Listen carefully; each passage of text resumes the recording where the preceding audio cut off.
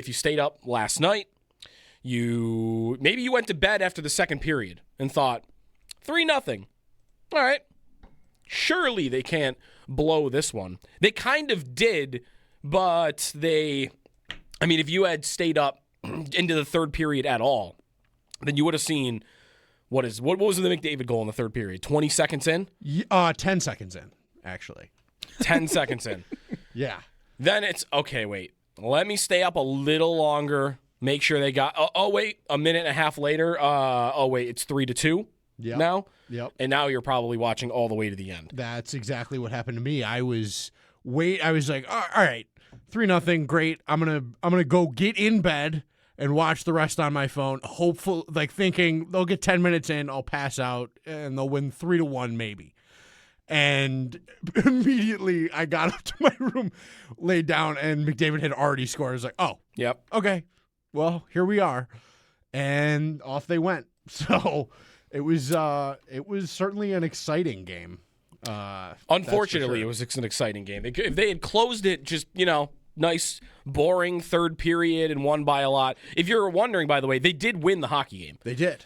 They got to overtime, and they scored 30 seconds in to overtime to win it. The McDavid goal to tie was with a second left. I think 2 seconds left. But, yeah, it was also... I feel like that's so on brand just to let that happen. Really, it was really something. If this were an Eastern Conference game and you were in a playoff race, it would probably hurt a little more to give up a point to Edmonton. But I guess let them have their point. Right.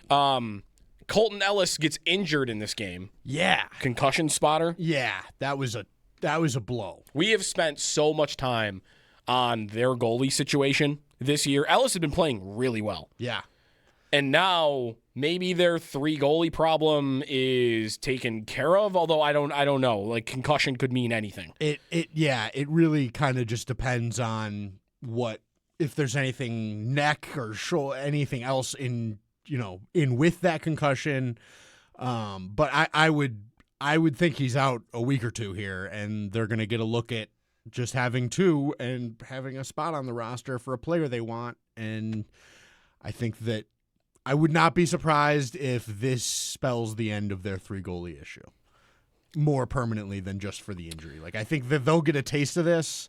Lindy will get a taste of this and go, I think we need to stick with what we've got here. Who goes, though? That is the question.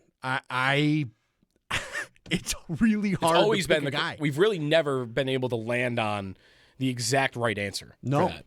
And they don't. And I think that's their problem, is that they don't know, and that's why they're where they're at with it. And I think it's tough. You've got UPL, who obviously has the most established role with the organization, but that also means that you know the most about what he is.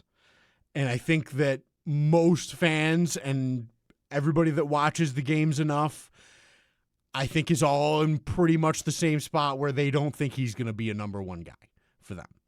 So do you hold on to him just to have him because he's serviceable at times, but he's not awesome, and I don't think he ever will be? Lyon's an old veteran that has been up and down this season that's clearly working on some things in his game, and Ellis is a kid. Mm-hmm. There's no easy option there for them, and that is what they're always looking for. So I think I could absolutely see a world where this happens to Ellis and they just go, all right, we've got to rectify this. This happened. All right, we're done. See you later. Go back to St. Louis. Go, good job. Thanks for your service. Pack your bags. I wouldn't be stunned if that happened. I wouldn't be stunned if they traded Lyon for a 5th-round pick. I think that's where I'd want to put my chips down right now. That Lyon's the one who goes. Yeah. Is it fair to say he's looked, at least since the first 7-game stretch, he's been the most inconsistent since they've been rotating all 3 of them? I think that would be fair to say. Because Luukkonen and Ellis, I feel like, are mixing in good starts. Right. And I don't know the last time I saw a good Lion start. He hasn't been good in a while. I think that's probably right. But he's also done the most for you this year, and you've seen the best goaltending you've had this year from him, I think. Right. That stretch of games at the start of the year was great. He played really well. He's at the top of the league in goals saved above expected and controlled games really well. But it's taken a turn here, and I think you've seen the coaching staff kind of move away from him a little bit, and it's an awkward spot. So I think I'd be ready to just let Ellis go, is where I'm at. I like the kid. I think he's got a future. I don't know if he's ready now. There's stuff in his game, even last night before he played great in his time before he got, knocked out with about a minute and a half left in the first. And it was impressive. And I liked his game, but there is an unorthodox aspect to him that I think should probably get quieted down before he's playing a lot of consistent minutes in the NHL. I just don't. There's some stuff reading plays, even just me and my dad Bulldog have been talking about this one play we saw. I can't remember which game it was, but it was his last start before this one. It was a nothing play, not even a shot on net, but he was just going from post to post, missed his post and kind of tripped and fell over himself. And we both went like, ugh. Yeah. Like, I played the position for a long time. My dad watched me play the position for a long time. We both went, I don't know if I've ever seen that. Yeah. And to me, it was just indicative of a guy that might be a little overwhelmed at the pace and at the game at the NHL level right now. I don't think he's bad, and I don't think he's never going to play.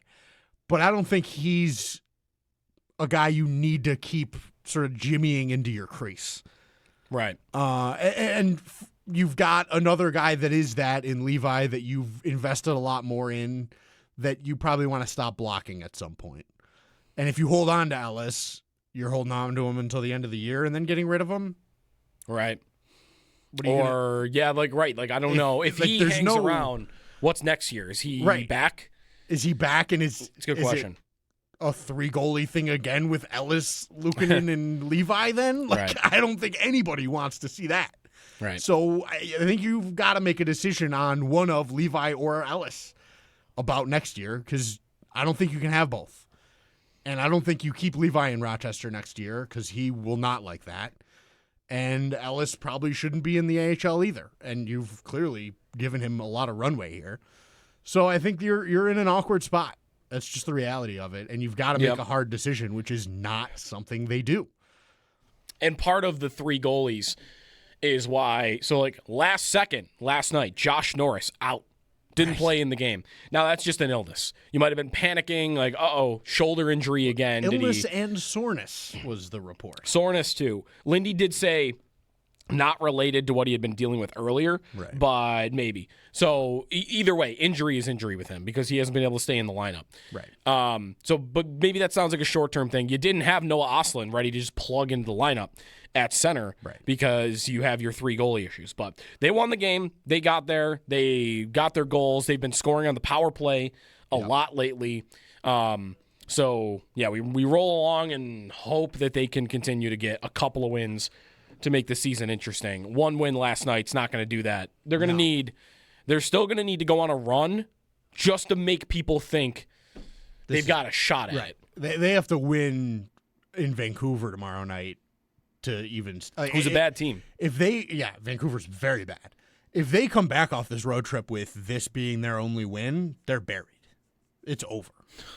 That's just the reality of it. Yeah. It would be nice to see them win a road game in regulation, too, because the last one there was April of last season. Right. So, that'd be a plus. For sure. And, they've been in this since they had the start they had. They are playing to stay alive. And they've done just as absolute bare minimum as you can do to possibly stay alive still. But they're the only team in the East below 30 points. Right. Everybody else has 30. Ottawa's the next closest team at 30. Yeah. And there's, you're in an East that is tight.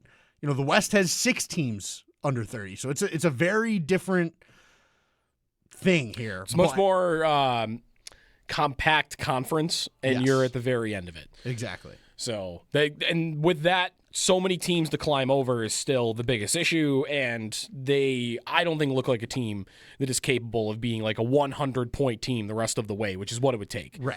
A That's gonna 100-point pace That's team. going to be a challenge. They need, if that's going to happen, then they're going to need a goalie to suddenly light on fire Yeah.